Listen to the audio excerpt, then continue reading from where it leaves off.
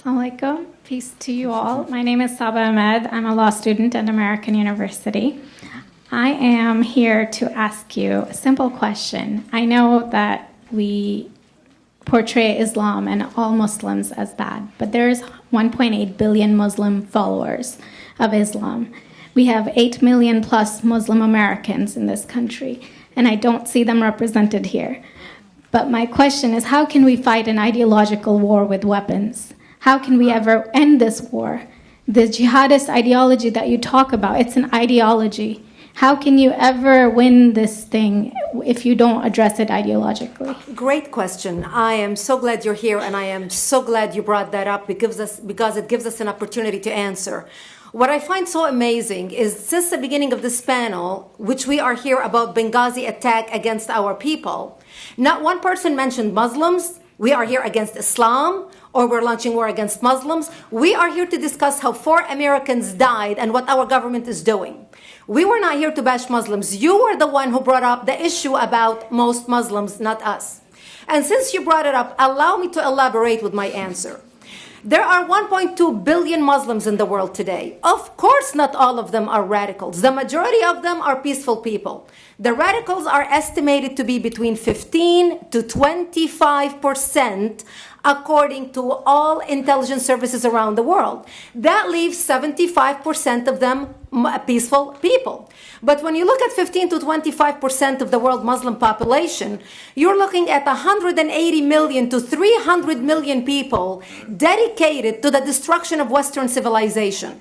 That is as big of the United States. So why should we worry about the radicals, 15 to 25%?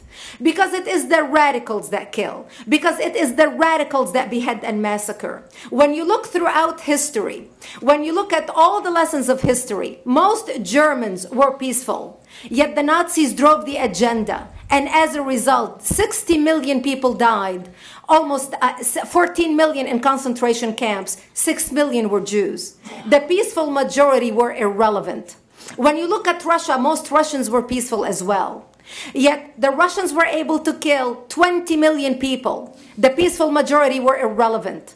When you look at China, for example, most Chinese were peaceful as well. Yet the Chinese were able to kill 70 million people. The peaceful majority were irrelevant. When you look at Japan prior to World War II, most Japanese were peaceful as well. Yet Japan was able to butcher its way across Southeast Asia, killing 12 million people, mostly killed with bayonets and shovels. The peaceful majority were irrelevant. On September 11th in the United States, we had 2.3 million Arab Muslims living in the United States.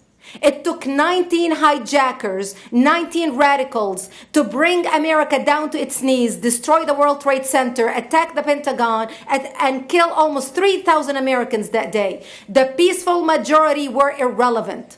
So for all our powers of reasons and us talking about moderate and peaceful Muslims, I'm glad you're here. But where are the others speaking out? And since you are the only Muslim representative,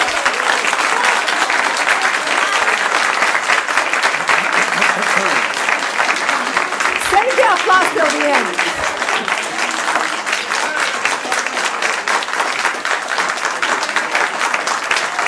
Thank you. Thank you.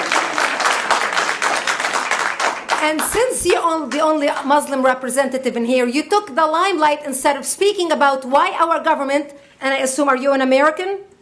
You're an American citizen. So as an American citizen, you sat in this room and instead of standing up and saying a question or asking something about our 4 Americans that died and what our government is doing to correct the problem, you stood there to make a point about peaceful, moderate Muslims. I wish you brought 10 with you to question about how we can hold our government responsible. It is time we take political correctness and throw it in the garbage where it belongs and start calling it fair.